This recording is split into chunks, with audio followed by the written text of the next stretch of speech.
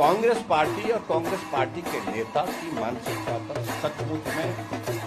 हमें हैरानी होती है। जिस प्रकार का व्यवहार उनका आजकल जब देश ऐसे बड़े एक संकट के दौर में से गुजर रहा है,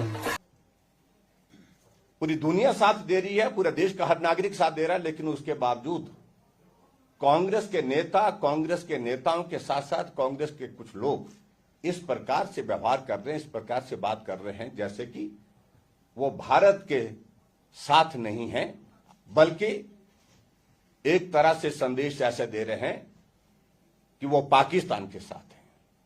पिछले कल सोशल मीडिया में एक तस्वीर अपलोड की गई जिसमें सिर नहीं था और पूरे देश भर में थू थू हुई है कांग्रेस की उस बात को लेकर के। आखिर वो क्या संदेश देना चाह रहे हैं?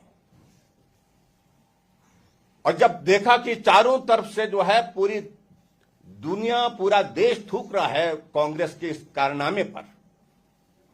ऐसी सूरत में शाम को जाकर के वो पोस्ट जो है वो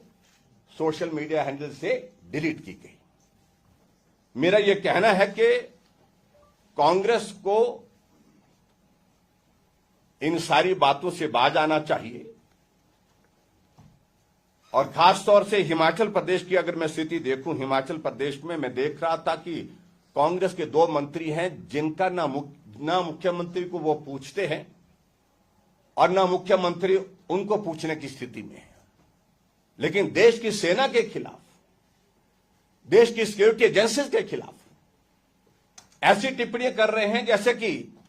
ये छोटी छोटी बातें हैं, इन सारी चीजों से, पानी से रुकने से क्या होने वाला है, जैसे उनसे पूछ करके सारी चीजें तय करनी है केंद्र सरकार ने। मैं समझता हूं बहुत दुर्भाग्यपूर्ण है, क्योंकि वो मंत्री बोलने के आदी हैं और एक तो उम्र के एक पड़ाव पर हैं, हमारा उनके प्रति सम्मान है, लेकिन उनको मालूम नहीं पड़ता कि वो क्या बोल रहे हैं।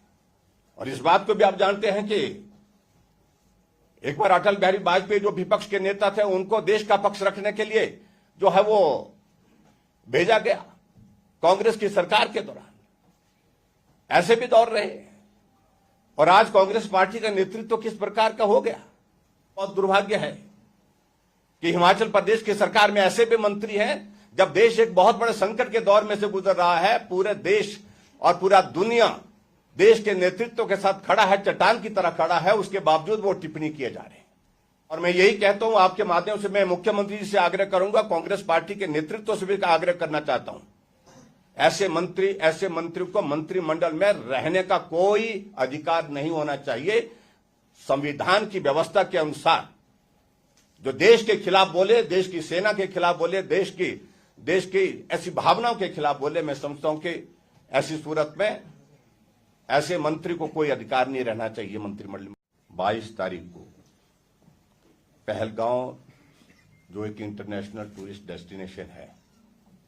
और बड़ी संख्या में वहां पर निर्दोष लोगों की हत्या हुई है, पूरा देश विचलित हुआ और पूरे देश में कश्मीर से कन्याकुमारी तक एक तरह का भाव, रोष का, आक्रोश का देखने को मिला है। इस घटना की सभी बड़े देशों ने निंदा की और निंदा करने के साथ साथ में हमारे देश के प्रधानमंत्री नरेंद्र मोदी जी के साथ, चाहे वो पत्र लिख करके, चाहे फोन द्वारा, भारत के साथ खड़े होकर के पूरा समर्थन और सहयोग देने की पेशकश भी की कि जो लोग इसमें शामिल थे और जिन लोगों ने इस साजिश में हिस्सा लिया, उनको उनकी कल्पना से ज्यादा बड़ी सजा मिलेगी। हालांकि प्रधानमंत्री नरेंद्र मोदी जी उस वक्त अरब देश के प्रवास पर थे, उन्हें तुरंत दूसरे दिन अपना प्रवास स्थगित करके बीच में भारत लौटना उचित समझा। केंद्रीय गृह मंत्री अमित शाह जी जिस दिन घटना घटित हुई उसी दिन ही श्रीनगर के लिए रवाना हो गए और श्रीनगर रवाना होने के साथ साथ में दूसरे दिन पहलगांव, जहां यह घटना घटित हुई, वहां पर भी जाकर के आए। मौके पर कैबिनेट कमेटी ऑन सिक्योरिटी, जिसकी अध्यक्षता आदरणीय प्रधानमंत्री नरेंद्र मोदी जी ने की, और उसमें सबसे बड़ा इंपॉर्टेंट जो पार्ट था वो जो सिंधु ट्रीटी, वाटर ट्रीटी का, उस पर फैसला होने के साथ साथ में भारत के अंदर जितने भी पाकिस्तान नेशनल्स हैं उनको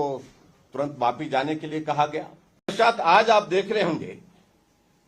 आज सुबह से शाम तक बहुत महत्वपूर्ण, यानी मैं कह सकता हूं कि बहुत महत्वपूर्ण दिन है आज का, जो क्रूशियल डे है ये। आज 4 महत्वपूर्ण बैठकें हैं। बड़ा कुछ होगा, कुछ बड़ा होने वाला है, ये बात आप निश्चित मान करके चलिए। और पाकिस्तान को जो है वो मुझे लगता है कि अब की बार बहुत बड़ा सबक मतलब जो है वो मिलेगा, इसमें कोई दो राय नहीं। तो ऐसा जवाब दिया जाएगा, मुंह तोड़ जवाब दिया जाएगा।